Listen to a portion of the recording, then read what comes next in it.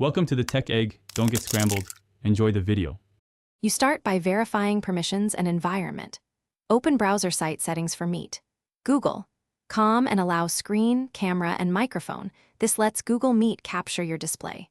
Once done, make sure you're running a supported browser like Chrome or Edge and that it's up to date so WebRTC features behave correctly. If you use multiple monitors, pick the right display in advance. Also, quit apps that can hijack video or GPU resources because they often prevent sharing from initializing. Now begin the actual share. Click Present Now in Meet and choose Entire Screen, Window, or Chrome tab depending on what you need to show. You must deliberately select the right monitor or app window. Meet won't assume for you. If you need sound, choose a Chrome tab and tick Share Audio so participants hear media. Once you click the thumbnail and then Share, Meet negotiates the stream. If you see a blank preview, cancel and try selecting Window instead of Entire Screen to isolate the source. To finish, confirm participants can see your screen and narrate what they should focus on.